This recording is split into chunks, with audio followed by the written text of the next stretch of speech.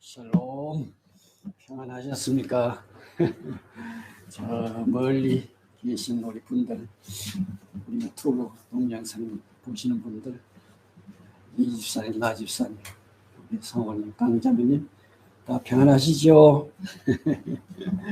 좋네요. 우리 아주 우리 예배가 우주적입니다. 창세기 3장을 보겠습니다. 같이 한번 읽어보고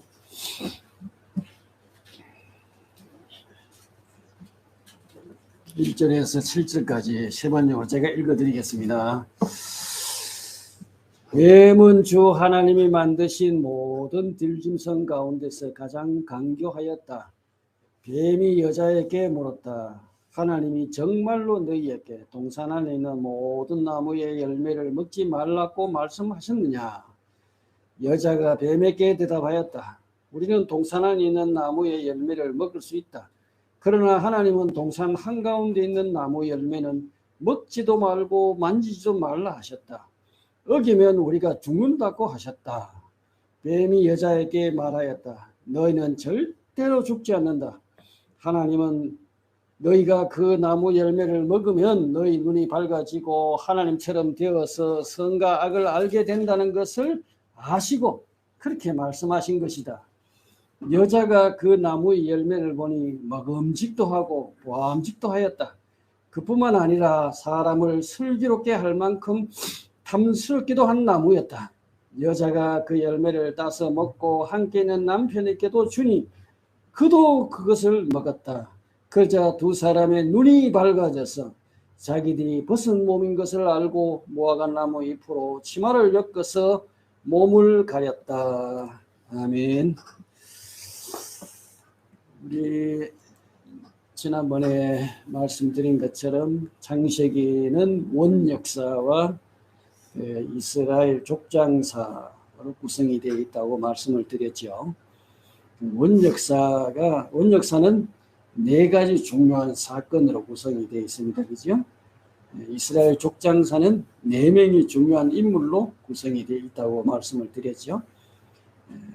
이 원역사가 왜 필요하냐? 바로 구원에 대한 배경을 이해하기 위해서 원역사를 꼭 우리가 이해하고 봐야 됩니다. 우리가 창세기 내용들 다시 반복해서 보는 것은 여러분이 모르는 내용을 제가 신통방통하게 알려주기 위해서 보는 것이 아니고 구원의 내용을 이해하기 위해서 전체적으로 통합적으로 성경을 이해하기 위해서 다시 한번 봤는데, 지난번에 우리가 이제 살펴본 내용이 천지 창조에 대해서 한번 살펴봤죠.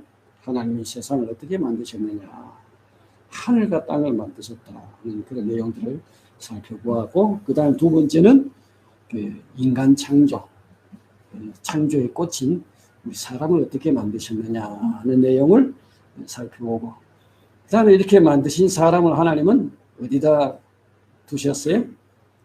에덴 동산에 두셨죠. 낙원에서 살게 하셨습니다. 낙원이 어떤 곳인가? 낙원을 우리가 또 가볍게 보면 안 돼. 조금 이해해야 할 필요가 있습니다. 성경은 바로 이 구원의 역사가 바로 이 낙원의 회복으로 이어지거든요. 그래서 우리가 에덴 동산에 대해서 살펴보았습니다. 거기까지는 인간이 범죄하기 이전의 사건, 일어났던 사건이죠. 타락 이전의 사건들입니다. 그죠? 오늘은 이제 이 타락에 대한 인간의 범죄에 대해서 좀 같이 이야기를 나누고자 합니다.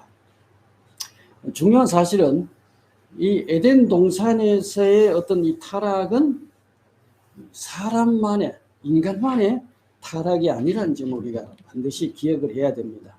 인간의 타락이 있기 전에 사실은 그 영적인 존재들의 반란이 먼저 있었다 하는 거죠.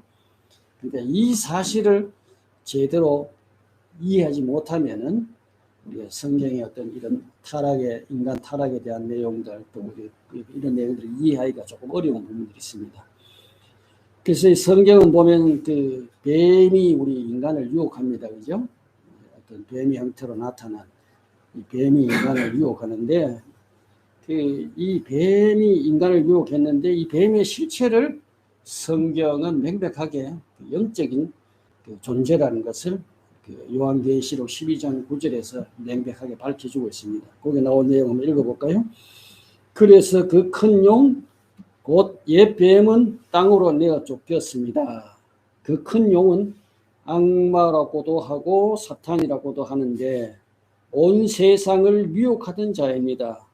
그 용의 부하들도 그와 함께 땅으로 내 쫓겼습니다. 이 장면은 이제 그 하늘에서 일어난 전쟁에서 패한 그 큰 용과 그 무리가 하늘에 쏟겨나 땅으로 뛰어내어 쫓기는 장면을 묘사하는 이제 계시록의 그 내용인데, 요한은 여기 등장하는 그 큰 용을 누구라 그랬습니까? 그 큰 용, 곧 옛 뱀이라고 지칭하고 있습니다. 그죠? 여기 옛 뱀은 뭘 말합니까?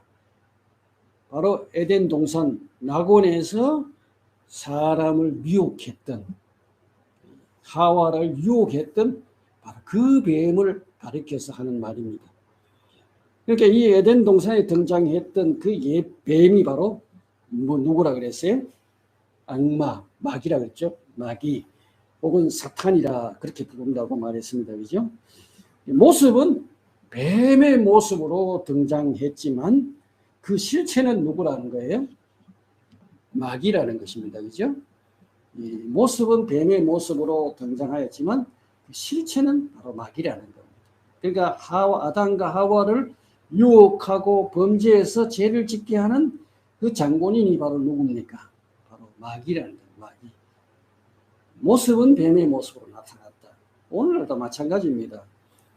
오늘날도 이 세상 권세들을 통해서 마귀들이 사실 이 세상을 지배하고 있습니다. 모습은 어떤 국가의 모습, 왕의 모습, 정치인의 모습 이런 것으로 나타나지만은 그 배후에서 우리 성경은 공중권세 잡은 자다 이렇게 이야기합니다. 공중권세 잡아서 세상을 지배하는, 사실은 보이지 않는 그런 어떤 존재, 영적인 존재가 바로 이 마귀라는 것을 좀 기억합니다. 이 마귀라는 존재는 하나님이 창조한 하나님의 작품이 아니에요. 그는 원래 하나님께서 창조하신 하나님의 아들들 중에 하나였습니다. 그러니까 우리가 지난 시간 살펴봤죠. 하나님이 세상을 창조하시기 이전에 이미 하나님의 아들들 혹은 천사들, 영적인 실체들, 영적인 존재들이 이미 하나님 먼저 창조한 피조물들이 있었습니다. 하나님의 아들들이었습니다. 아들들 중에 하나였는데 하나님께 반역함으로, 하나님의 권위에 도전함으로, 이 반역함으로 스스로 뭐가 됐어요? 마귀가 된 겁니다. 하나님이 마귀로 지으신 것이, 하나님이 처음부터 요놈은 마귀다 하고 지은 것이 아니고 하나님의 아들로 만들었는데, 이 하나님의 아들이 반역함으로 뭐가 됐어요? 스스로 마귀가 된 겁니다. 반역함으로 스스로 마귀가 되었다. 그러니까 악의 어떤 실체, 마귀는 하나님이 만드신 것이 아니고 스스로 마귀가 된 것이죠. 실제로 이 마귀만 반역한 건 아니에요.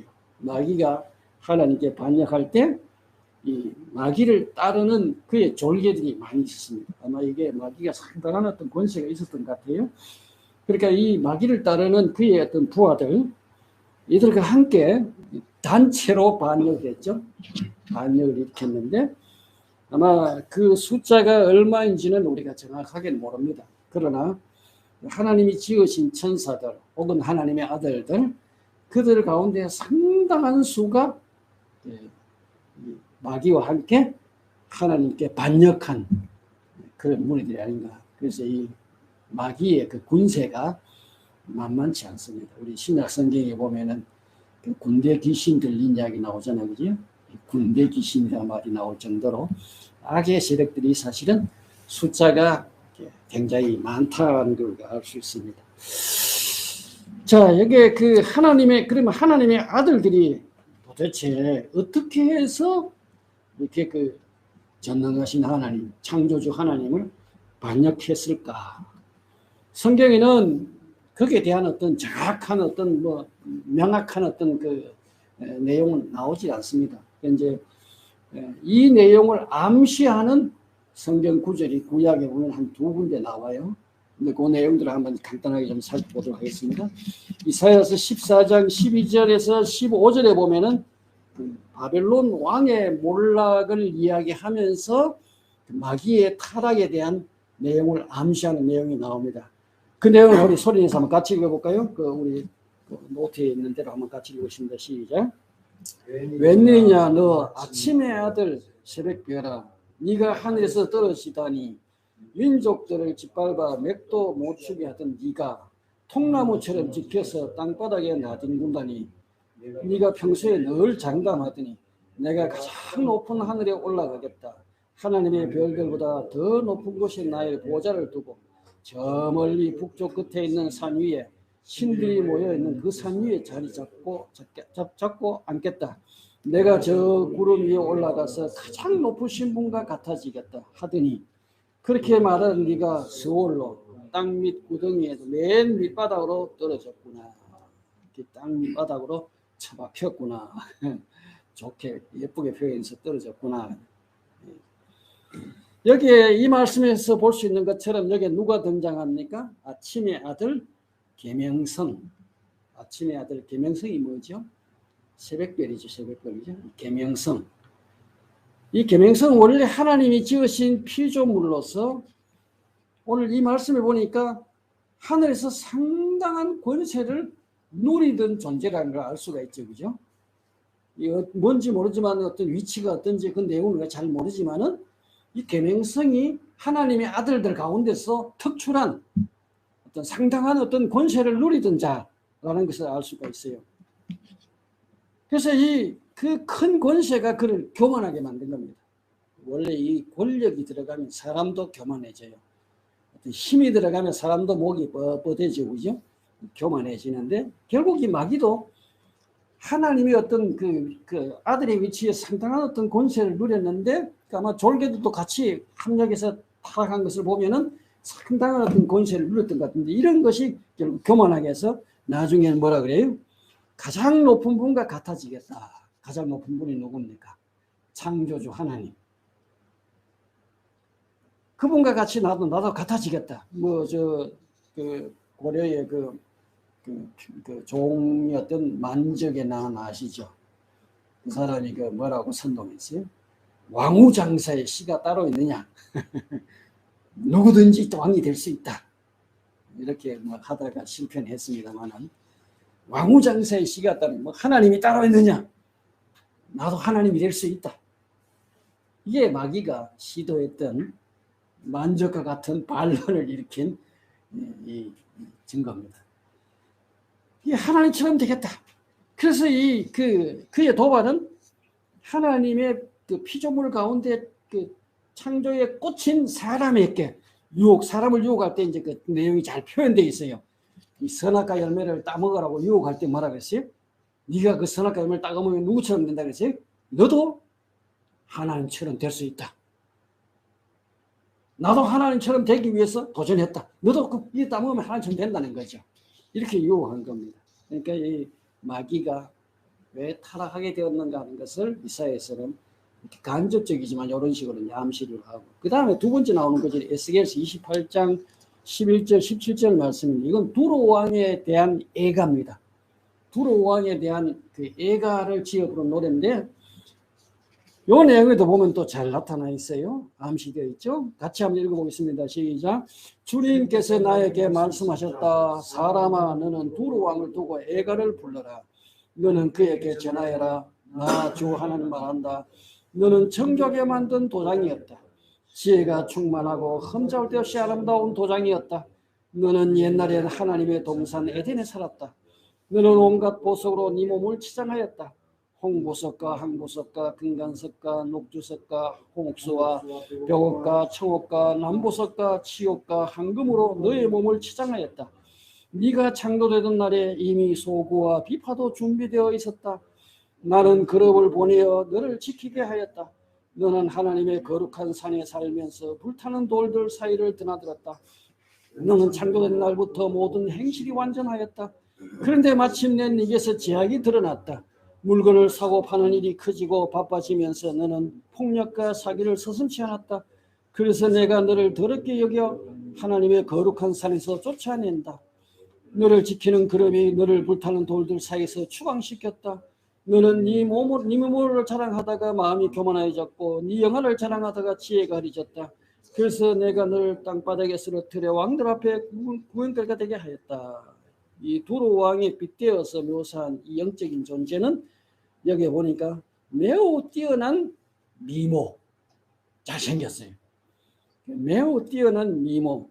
또 그 다음에 뭐가 나와요? 화려한 장식물들. 그게 뭐 홍보석, 항보석, 뭐 금강석, 녹주석, 뭐 홍옥석, 백옥, 청옥, 남보석, 치옥, 황금 뭐 이런 몸으로 몸을 치장. 그러니까 아주 화려하게 치장을 했다는 걸 알 수 있죠. 그리고 충만한 지혜가 탁월했습니다. 아주 똑똑했다는 거죠. 지혜가 탁월했고, 그리고 완벽한 행실을 이야기하고 있어요. 그죠? 완벽한 행실. 그렇게 그 정말로 거의 뭐 부족함이 없는 탁월한 이런 존재였다는 겁니다. 그룹이 그를 지키고, 그가 창조될 때 뭐가 동원됐어요? 비파와 수금이 동원돼서 축하하고 노래 불러주고 이런 존재였다는 겁니다. 이 앞에 나오는 마귀와 이사야에서 나온 내용과 같은 내용입니다. 사실은 이렇게 탁월한 내용들이 결국은 그를 어떻게 했어요? 교만하게 만들었고, 그 교만이 그로 하여금 반역하게 만들었죠. 타락하게 만들었습니다. 이 두 구절이 모두 다 옛 뱀, 마귀, 사탄의 타락의 과정을 암시해주는 사실 성경의 유일한 그 내용이라고 볼 수 있겠습니다. 이 마귀는 하나님의 피조물, 원래 하나님께서 하나님의 아들로 지었죠. 하나님의 피조물로 지음을 받을 때 어떤, 우리는 잘 모르지만 하늘에서의 상당한 어떤 그 위치가, 권세를 누릴 수 있는 그런 위치였고, 그리고 그는 그냥 모든 면에서 탁월한 잘 갖추어진 존재였는데, 어느 날 그 마음속에 그 교만한 마음이 들어서 하나님께, 전능하신 하나님, 가장 높으신 천지를 지으신 그 하나님께 도전하게 되고, 그래서 결국은 쫓겨나게 되고 이제 마귀가 되었다.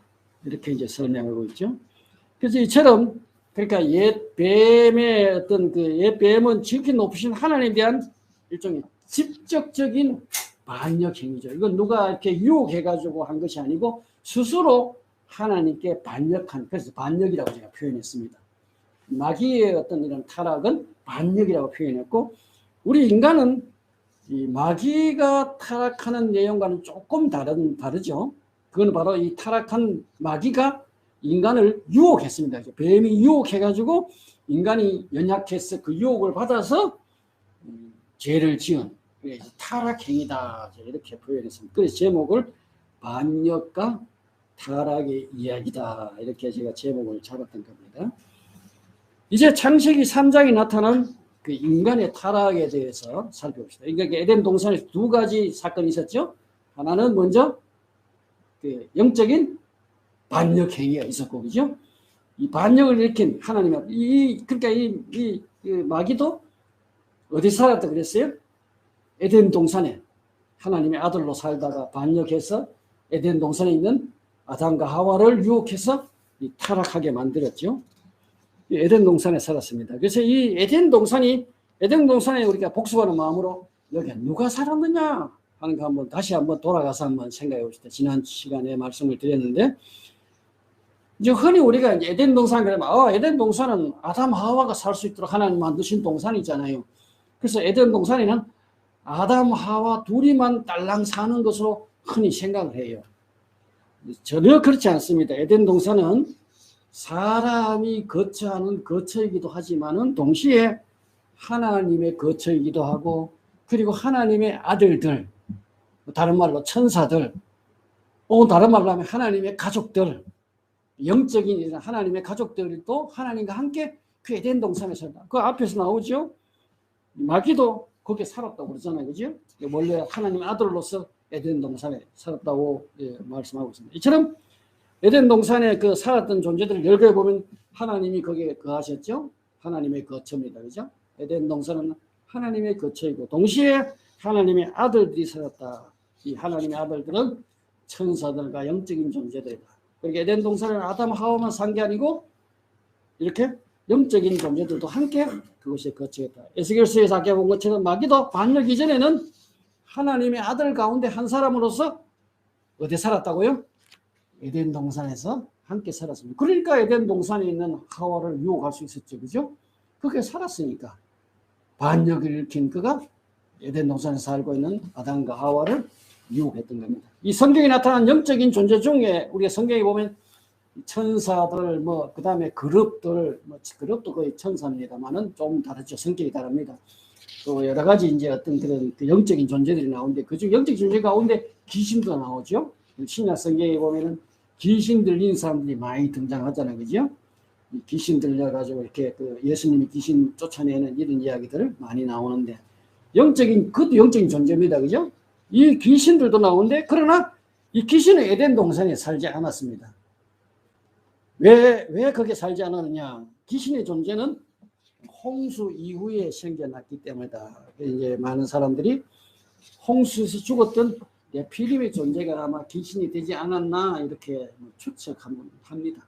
정확한 건 아니고요. 그래서 아마 분명했던 사실은 에덴 동산에서는 귀신은 없었다. 누가 살았냐? 하나님이 사셨고 그 다음에 하나님의 아들들 천사들이 거기에 살았고 그리고 아담과 하와 인간이죠. 인간이 거기에 살았다 하는 것을 우리가 알 수 있습니다. 그런데 이렇게 에덴 동산은 하나님과 함께 하나님의 가족 그리고 땅의 가족인 사람이 함께 어울려 살던 하나님의 거처인데 이 거룩한 곳에서 끔찍한 바로 반란이 일어나고 끔찍한 반역이 일어났다는 겁니다. 타락의 사건이 여기서 그러니까 에덴 동산에서 일어났어요. 그 거룩한 동산에서 이런 반란과 반역이 일어났다. 그야말로 우주적인 뭐예요? 대란이다. 큰 난이다는 겁니다. 어마어마한 사건이죠. 그죠?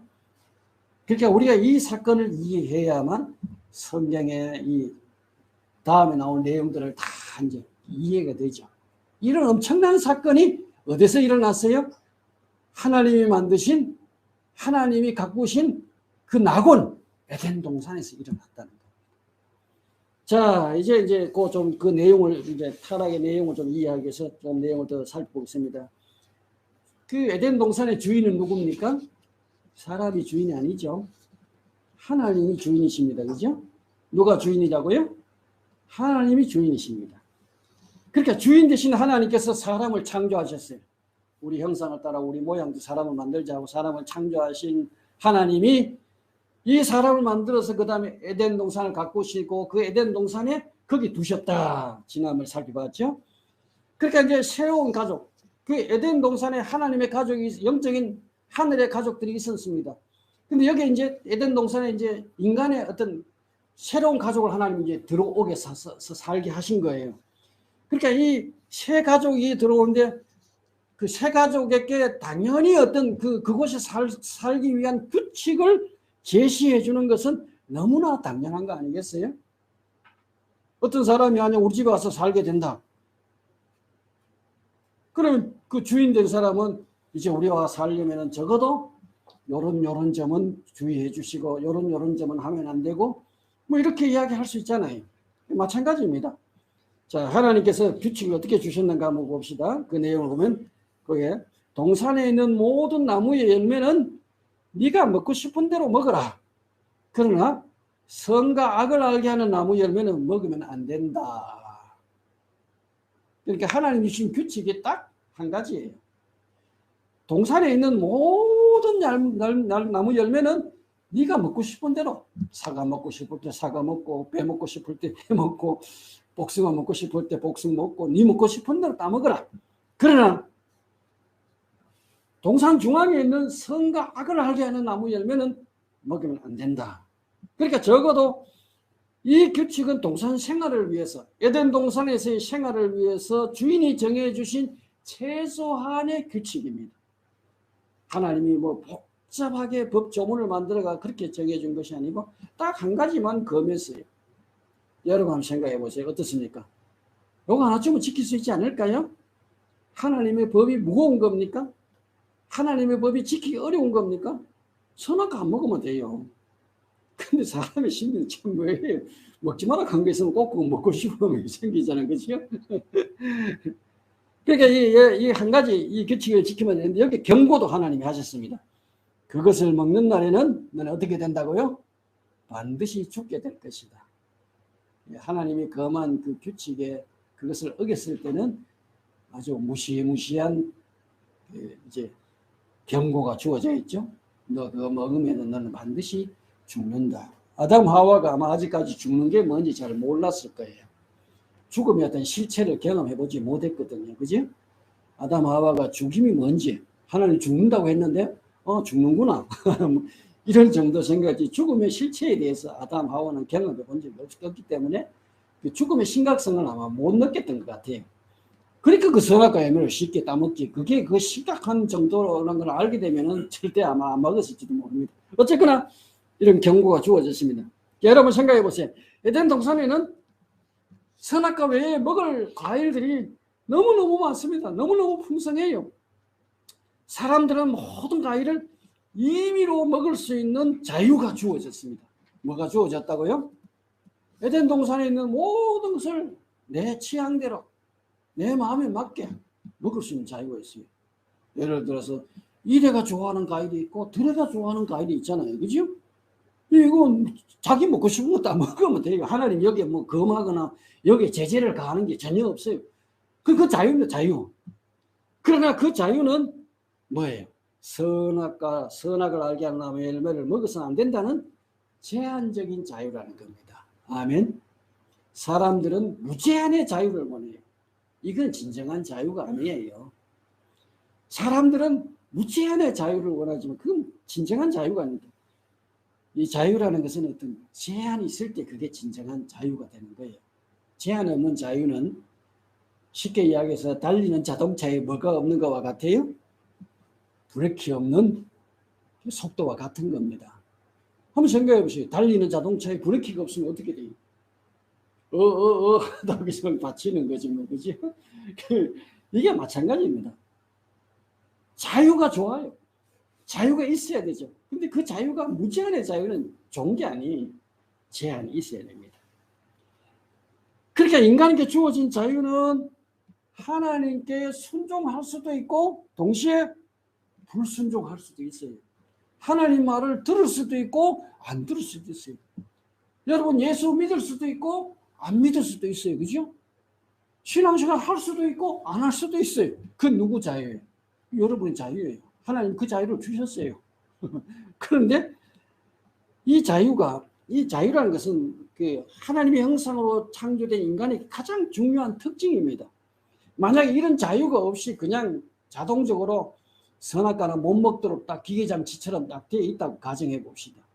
그렇다면 그것은 사람이 아니고 뭐예요? 로봇입니다. 기계에 불과한 거예요. 그죠?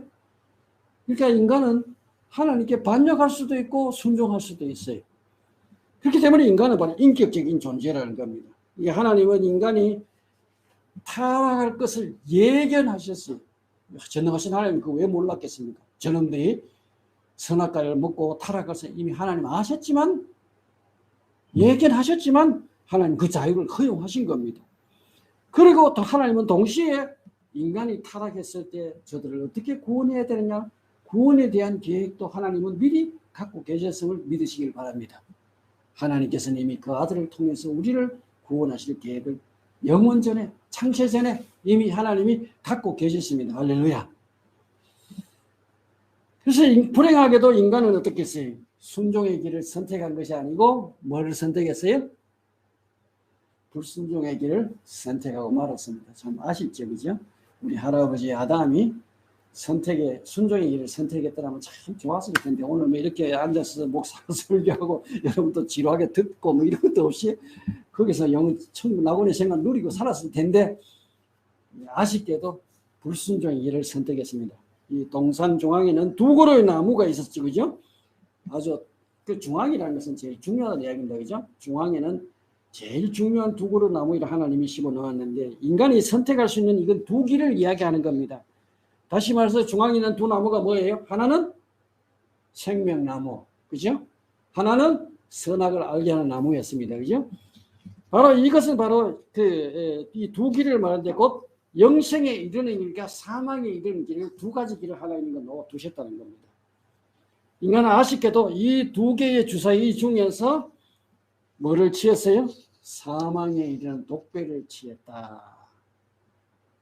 독이 든 잔을 마셨다는 겁니다.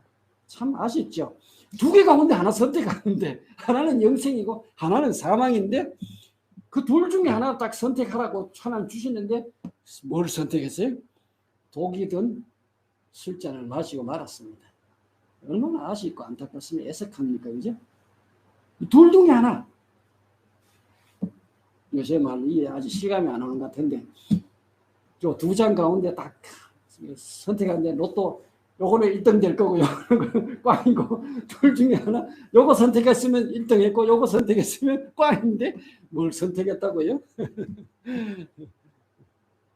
50억 가는 50억 가는 걸 선택한 게 아니고 제가 싱거운 소리 좀 했습니다. 예, 요 돈 이야기 하니까 조금 감이 오는 것 같네요. 자, 어쨌거나 영생에 이르는 길은 우리가 그분의 말씀에 순종함으로 그 영생에 이를 수가 있습니다. 이 순종은 그분에 대한 믿음이 없으면 못하죠. 그죠?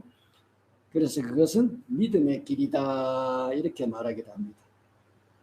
사망에 이르는 길은 믿음에서 벗어나서 각 사람이 선악에 대한 자기 판단 기준을 따라서 살아가는 인간의 길. 이사야 선지자는 이 사실을 이렇게 표현했어요.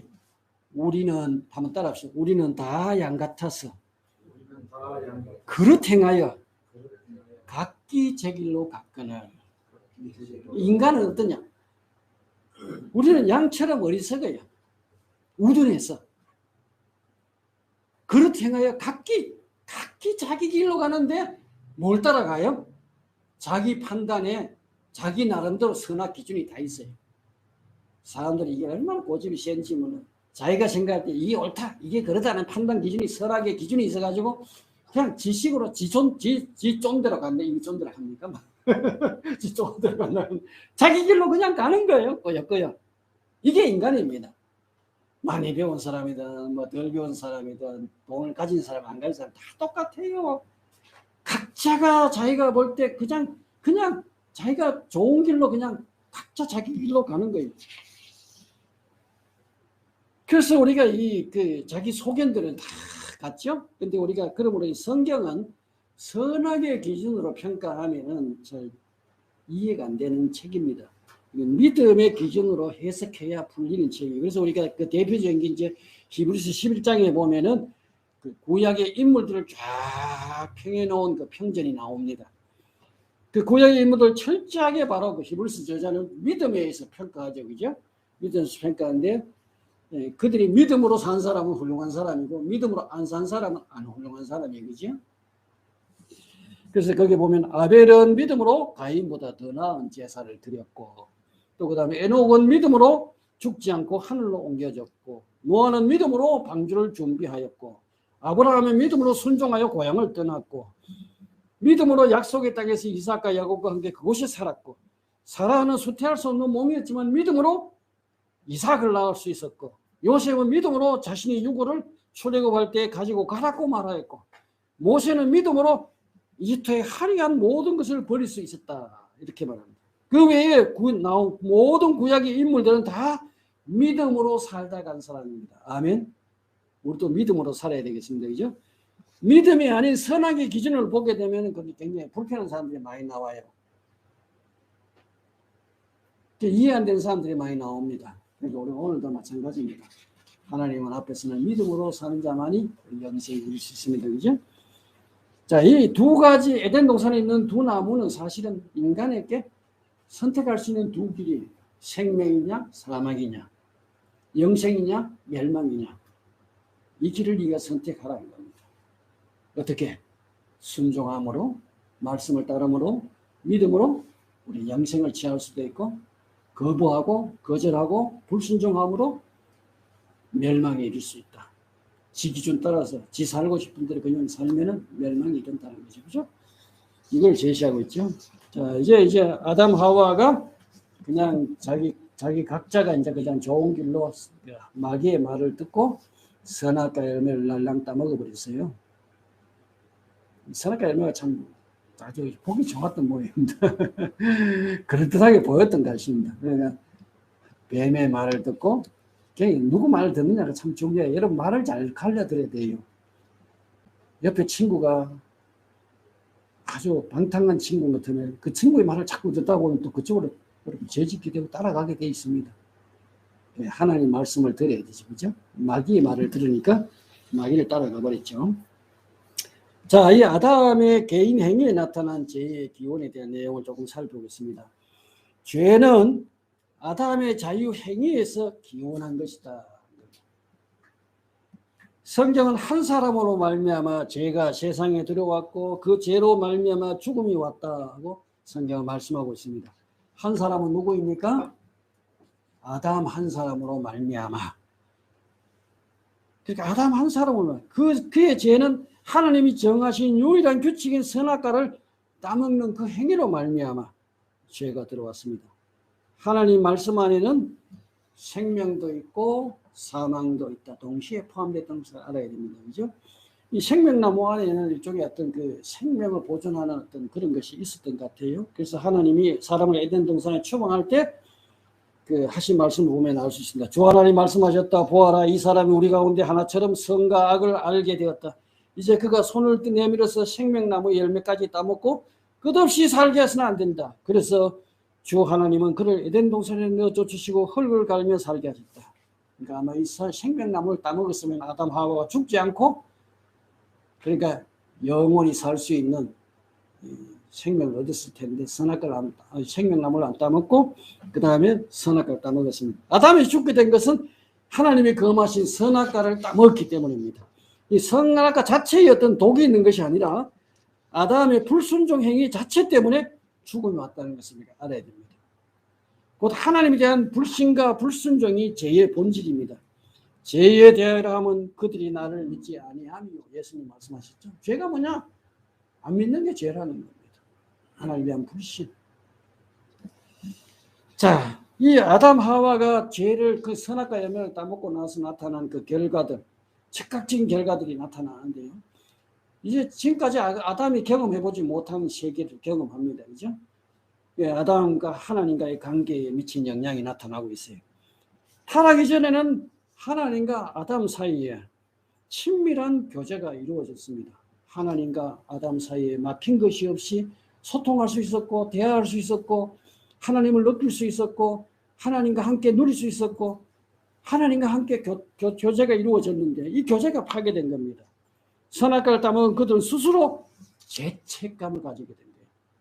죄에 대한 어떤 마음의 어떤 죄책감, 이 죄책을 가지게 되었고 그들은 하나님께서 그들을 불쾌하게 여긴다는 것을 그들이 인식하게 되었습니다. 하나님 얼굴을 보기가 두려워진 거죠. 하나님 가까이 가기가 이제 두려워진 겁니다. 그래서 그들은 하나님과 교제를 추구하기보다는 하나님의 얼굴을 피해서 도망갔죠. 그죠? 하나님 얼굴 이제 찾아볼 수가 없어요. 여러분 죄 지으면 그렇잖아요. 상대편 눈 보기가 괜히 힘들죠. 그죠? 막 눈이 왔다 갔다 하면서 엉뚱한 데 보고 하늘을 봤다가 땅을 봤다. 그죠? 왔다 갔다. 눈이 보면 제일 표정이 잘 나타납니다. 이와 마찬가지였습니다. 이제 하나님을 볼 수가 없어요. 죄책을 지닌 그들의 양심은 평안하지 않았습니다. 그래서 그들은 책임을 다른 사람에게 전가하기 시작했어요. 예, 죄 지으면 꼭 이런 현상 나타납니다. 요새 보면 잘 나타나 있잖아요. 그죠? 뭐 그 이야기는 안 하겠습니다. 그래서 이 아담은 이제 하나님 앞에서 어떻게 변명합니까? 내 뼈 중 내 뼈요 살 중에 살이라고 이야기했던 그 여인을 향해서 뭐라고 했어요? 저 여자가 내게 열매 조각나 따먹어서 내가 죄 지었어요. 나는 원래 그러려고 생각하지 않았는데 저 여자가 이렇게 되죠. 저 여자가. 이 여자는 뭐라고 이야기합니까? 내가 먹고 싶어 먹은 게 아니고 저 뱀이 이 뱀을 이제 비난합니다. 그러나 죄는 누구의 탓이 아니라 죄는 누가 지어요? 스스로 자신이 지은 겁니다. 자신이 책임져야 돼요. 그죠? 스스로 책임집니다. 자, 이들의 성품에도 영향을 미쳤는데, 창조되었을 때 인간에게는 죄가 없는 그야말로 무죄했죠. 무죄했는데, 그러나 죄를 범한 순간에 인간에게 수치감, 타락감, 불쾌감이 생기게 되었죠. 죄를 범한 그들에게는 이제 숨길 거리가 생긴 겁니다. 그들이 그 선악과의 열매를 따먹고 제일 먼저 한 게 뭐예요? 자기들이 벗었음을 알았어요. 벌거벗겨진 나체. 다시 말해서 그들의 죄상은 벌거벗겨진 나체처럼 하나님 앞에 모든 것이 노출된 겁니다. 이제 이것을 가려야 될 어떤 그런 상태가 생긴 거죠. 그 벌거벗은 상태로 하나님 앞에 나갈 수가 없게 된 겁니다. 그래서 그들은 스스로 어떻게 했어요? 무화과나무 잎뿌리를 따서 하체를 가렸다. 요 이단들은 또 이걸 가지고 뭐 교묘하게 뭐 이상하게 만들어 갑니다만은, 그러면 생각해 보세요. 무화과나무 잎으로 치마를 만들면 그게 얼마 가겠어요? 아침에 해가 돋아가지고 둥근 해가 떴네, 그죠? 떠가지고 낮 때문에 쨍쨍 비치면 어떻게 됐어요? 잎이 바짝 말라버리면은 엉덩이 한번 움직일 때마다 부시럭부시럭. 이게 옷이 됩니까? 이렇게 이 무화과나무 잎으로 치마를 만드는 거예요. 나중에 하나님이 짐승을 잡아서 양가죽으로 하나님이 그 만들어 입히는 그런 내용이 나옵니다만은, 이건 뭘 이야기하느냐 하면 그들은 하나님 앞에서 죄를 숨길 수 없는 죄인으로서 그 죄를 감출 수가 없어요. 뭐가 잎으로 가릴 수가 있습니까? 아무리 가리려고 해도 그게 또 그대로 노출돼요. 숨길 수 없는 죄인으로 실제적인 죽음을 맞게 되었다는 거죠. 그럼 죄가 뭐냐? 죄는요, 뭐 우리가 도둑질하고 거짓말하고 뭐 남 미워하고 뭐 시기하고 이런 정도의 죄가 아닙니다. 이건 죄들입니다. 죄들. 죄라는 것은 우리 인간 존재 자체가 죄가 된 거예요. 우리 본질 자체가 죄가 된 겁니다. 죄인이 된 겁니다. 이게 바로 이것이 바로 그 죽음을 가져왔죠. 그 죽음은 하나님과의 분리를 의미합니다. 인간은 이제는 무능력한 자가 되어버린 거예요. 스스로 죄를 가릴 수 있는 아무런 힘도 없는 자가 되어버린 겁니다. 성품은 더러워져 버렸죠. 그러니까 이처럼 우리 인간의 성품에 어마어마한 영향을, 죄가 없던 무지한 인간이 이렇게 죄인으로 전락해버렸죠. 그죠? 그 다음에 신체에 미친 영향도 있었어요. 자, 불순종한 사람은 어떻게 된다고 하나님 말씀하셨어요? 선악과의 열매를 따면 네가 정령 죽으리라고 하셨을 때, 이것은 일종의 신체적인 죽음을 의미합니다. 그가 범죄한 후에 하나님은 뭐라고 이야기했어요? 너는 흙이니 흙으로 돌아갈 것이다고 말씀하셨죠. 다시 말해서 아담은 불멸성을 잃어버리게 된 겁니다. 죄를 짓지 않았더라면 우리도 영원히 살 수 있었을 텐데 불멸성을 잃게 되었습니다. 그래서 예수님의 신체적인 부활이 바로 구속의 일부인 것처럼 신체의 죽음이 바로 죄의 결과다 하는 것을 우리가 알 수가 있죠. 로마서 6장 23절에 죄의 싹은 뭐예요? 사망이다. 이건 싹입니다. 싹이 뭡니까? 내가 일하고 정당하게 받는 대가가 싹이죠. 죄를 지으면 당연히 받는 게 이게 죽음이에요. 그러니까 죽음이라는 것은 뭐 때문에 왔다고요? 죄 때문에 왔다. 죄를 짓지 않았으면 죽지 않아도 될 인간이 죄 때문에 우리는 죽음을 경험하게 됐어요. 아담 하와가 이제 그야말로 죽음을, 실존을 경험하게 된 겁니다. 자, 그리고 이제 주변 환경에 미친 영향도 거기 나타나죠. 하나님이 이제 아담 하와에게 너는 흙이니 흙으로 돌아가라 말씀하고, 이제 그 다음에 이제 땅이 너 때문에 저주를 받을 것이다. 너는 죽는 날까지 수고를 하여야만 땅에서 나는 것을 먹을 수 있을 것이다. 땅은 너에게 가시덤불과 엉겅퀴를 낼 것이다. 참 무섭죠. 죄를 범하니까 이제 땅도 이렇게 영향을 받았어요. 이처럼 인간의 타락은 모든 피조물에 뭐를 불러왔어요? 저주라는 것을 불러왔습니다. 저주를 불러왔어요. 그게 왜냐하면 우리 인간은 하나님의 피조물을 모든 것을 관리하는 관리자와 책임자로 하나님 세우셨잖아요. 그게 타락하니까 모든 피조물도 동시에 영향을 받아버린 거죠. 하나님의 저주를 받은 겁니다. 그래서 이 땅에는 이제 이 엉겅퀴가 나고 가시덤불이 생기고, 땅을 뭐 수고를 해도 이제 제대로 소출도 안 나고, 농사 지어 놨는데 진드물이 잔뜩 묻혀가지고 시들어 버리고, 그 다음에 메뚜기 떼가 와가지고 다 먹어버리고, 뭐 이런 모든 것들이 저주입니다. 저주 결과죠. 바울은 이 사실을 이렇게 말합니다. 모든 피조물이 이제까지 신음하며, 그러니까 하나님이 지으신 모든 피조물, 해와 달과 별과 바다와 육지와 땅과 그 가운데 사는 생물들이 어떻다고요? 이제까지 우리 인간과 함께 신음에 신음, 몸살을 앓고 있어요. 오늘 뭐 환경 문제니 뭐니 한데 그게 바로 이겁니다. 인간의 죄로 말미암아 생겨난 결과예요. 신음하며 함께 해산의 고통을 겪고 있다는 것을 우리는 압니다. 이게 인간의 죄 문제죠. 죄 문제, 죄로 온 결과입니다. 그뿐만 아니라 첫 열매로서 성령을 받은 우리도 자녀로 삼아 주실 것을, 곧 우리 몸을 속량해 주실 것을 고대하면서 속으로 신음하고 있습니다. 예수 믿는 사람도 예외가 아니에요. 이 땅에 사는 이상. 이게 아담 할아버지가 지금 죄의 결과로 오늘 우리가 받고 있는 모습들입니다. 처럼 하나님의 대리인인 인간이 타락함으로 모든 피조물도 하나님의 저주 아래 모이게 되고 결국은 함께 고통을 겪게 되었다. 이게 우리 인간 타락 이야기입니다. 성경에 창세기 3장에 나오는 타락 이야기. 이로 말미암아 인간이 죄인이 되고, 이로 말미암아 사람이 사망에 이르게 되고 고통에 이르게 되고 영원한 하나님의 형벌을 받게 되었다. 이런 이야기가 여기서 이제 구원이라는 이야기가 바로 출발이 됩니다. 병든 사람이 치료되기 위해서는 이 병을 원인을 알아야지, 그죠? 이 내용을 알아야 이제 치료가 나오고 회복이 나옵니다. 여기까지가 이제 우리가 타락 이야기. 정리 한번 해볼까요? 그 밑에 인간의 타락 이전에 영적인 존재들의 반역이 먼저 있었다. 사람의 타락이 있기 전에 영적인 존재들의 반역이 먼저 있었어요. 그게 바로 뱀으로 나타나서 인간을 유혹한 겁니다. 그죠? 이 반역한 이들은 하나님의 아들들로서 상당한 권세와 탁월함을 갖춘 존재였다. 아담 에덴 동산은 하나님과 하나님의 가족과 인간이 함께 살던 거처이다. 하나님의 집이다. 그 하나님의 집의 주인이신 하나님께서 그곳에 살아갈 규칙을 인간에게 주셨다는 거죠. 인간은 그 규칙에 순종할 수도 있고 불순종할 수도 있고, 지금도 마찬가지입니다. 하나님께 순종할 수 있고 불순종할 수 있어요. 예수 믿을 수 있고 안 믿을 수 있어요. 여호수아가 그랬잖아요.